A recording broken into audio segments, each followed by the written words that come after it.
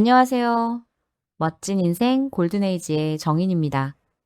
얼마 전 대한민국뿐만 아니라 전 세계를 휩쓴 넷플릭스의 시리즈 참교육. 혹시 다들 보셨나요? 시리즈가 개봉되고 난 후 온라인 커뮤니티뿐만 아니라 실제 일부 정치계 쪽에서도 이런 제도를 도입해야 하는 거 아니냐고 술렁일 정도로 파급력이 대단했었습니다. 실제 상황으로 옮기기에는 무리인 부분이 다소 있겠지만 이렇게나 대한민국 전체가 술렁였던 이유는 모두가 문제 자체는 인식하고 있기 때문입니다.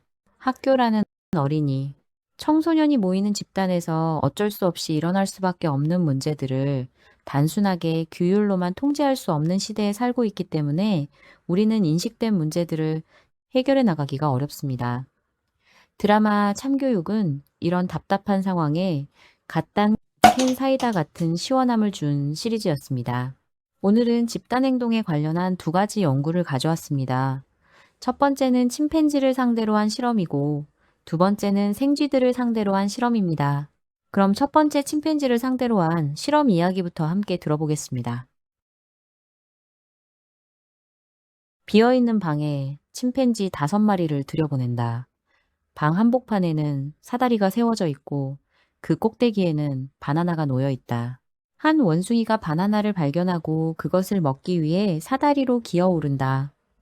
하지만 원숭이가 바나나에 다가가자마자 천장에서 찬물이 분출하여 원숭이를 떨어뜨린다. 다른 원숭이들도 사다리를 타고 올라가 바나나를 잡아보려고 한다. 모두가 찬물을 뒤집어쓰고 결국 바나나를 차지하겠다는 생각을 포기한다.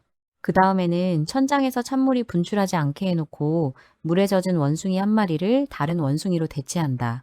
새 원숭이가 들어오자마자 원래부터 있던 원숭이들은 사다리로 올라가는 것을 말린다.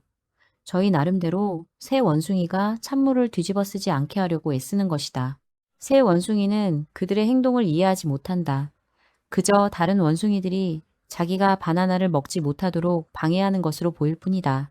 그래서 그는 완력을 쓰기로 하고 자기를 제지하려는 원숭이들과 싸운다. 하지만 한 마리 대 4마리의 싸움이라서 새 원숭이는 문매를 맞고 만다. 다시 물에 젖은 원숭이 한 마리를 새 원숭이로 대체한다. 그가 들어오자마자 앞서 교체되어 들어온 원숭이가 덤벼들어 그를 때린다. 그게 새로 들어온 자를 맞이하는 방식이라고 저 나름대로 이해한 것이다. 새 원숭이는 사다리가 있다는 것을 알아차릴 겨를도 없었다.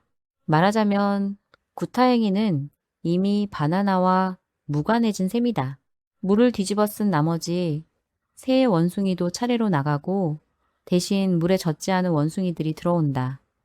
그때마다 새로 들어온 원숭이는 들어오자마자 매질을 당한다. 신고식은 갈수록 난폭해진다. 급기야는 여럿이 한꺼번에 달려들어 새로 들어온 원숭이에게 몸매를 놓는다. 여전히 바나나는 사다리 꼭대기에 놓여 있다.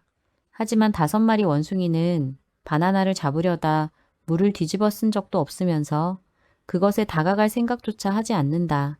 그들의 유일한 관심사는 문매를 맞을 새 원숭이가 어서 나타나기를 기다리면서 문을 살피는 것이다.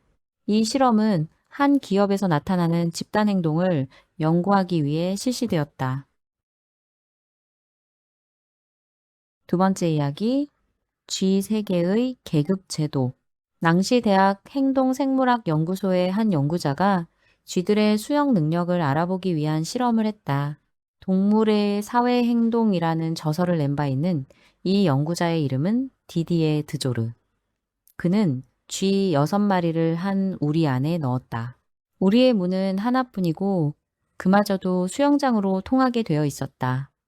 먹이를 나눠주는 사료통은 수영장 건너편에 있었다. 따라서 쥐들이 먹이를 구하기 위해서는 헤엄을 쳐서 수영장을 건너야만 했다. 6마리의 쥐들이 일제히 헤엄을 쳐서 먹이를 구하러 갔을까? 그게 아니라는 사실이 이내 확인되었다. 마치 쥐들 사이에 역할 분담이 이루어지기라도 한 것처럼 6마리의 쥐는 다음과 같은 4부류로 나뉘었다.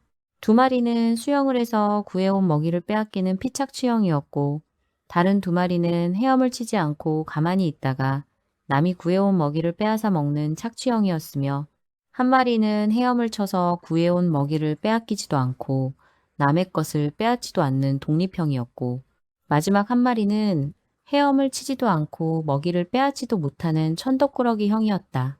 먼저 피착취형에 속하는 두 쥐가 먹이를 구하러 가기 위해 물속으로 뛰어들었다. 그들이 우리로 돌아오자 착취자들은 그들을 공격해서 애써 가져온 먹이를 포기하게 만들었다. 피착취자들은 착취자들이 배불리 먹고 나서야 남은 것을 먹을 수 있었다. 착취자들은 헤엄을 치는 법이 없었다. 그저 헤엄치는 쥐들을 때려서 먹이를 빼앗기만 하면 되는 것이었다. 독립적인 쥐는 튼튼하고 힘이 세기 때문에 스스로 헤엄을 쳐서 먹이를 가져올 뿐만 아니라 착취자들의 압력에 아랑곳하지 않고 노동의 대가를 온전히 누렸다. 끝으로 천덕꾸러기 쥐는 헤엄을 칠 줄도 모르고 헤엄치는 쥐들에게 겁을 줄 수도 없었다. 그러니 그저 다른 쥐들이 싸우다가 떨어뜨린 부스러기를 주워 먹을 수밖에 없었다. 드조르는 20개의 우리를 만들어서 똑같은 실험을 해보았다. 어느 우리에서나 똑같은 역할 배분, 즉 피착취형 2마리, 착취형 2마리, 독립형 1마리, 천덕꾸러기형 1마리가 나타났다. 드조르는 그러한 위계 구조가 형성되는 과정을 더 잘 이해하기 위해 착취형에 속하는 쥐 6마리를 따로 모아서 우리에 넣어 보았다. 그 쥐들은 밤새도록 싸웠다. 다음 날 아침이 되자 그들의 역할은 똑같은 방식으로 나뉘어 있었다. 피착취형이나 독립형이나 천덕꾸러기형에 속하는 쥐들을 각 유형별로 6마리씩 모아서 같은 우리에 넣어 보았을 때도 동일한 결과가 나타났다. 드조르는 더 커다란 우리에 200마리의 쥐들을 넣어서 실험을 계속했다. 쥐들은 밤새도록 싸움을 벌였다. 이튿날 아침 3마리의 쥐가 털가죽이 벗겨진 처참한 모습으로 발견되었다. 이 결과는 개체수가 증가할수록 천덕꾸러기형의 쥐들에 대한 학대가 가혹해진다는 것을 보여준다. 낭시 대학의 연구자들은 이 실험의 연장선에서 쥐들의 뇌를 해부해 보았다. 그들이 확인한 바에 따르면 가장 스트레스를 많이 받은 쥐는 천덕꾸러기나 피착취형 쥐들이 아니라 바로 착취형 쥐들이었다.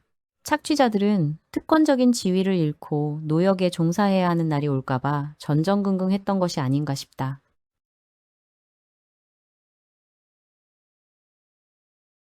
동물들의 집단 행동에 대한 2가지 실험 이야기. 어떻게 들으셨나요? 여러분의 생각을 댓글로 들려주시겠어요?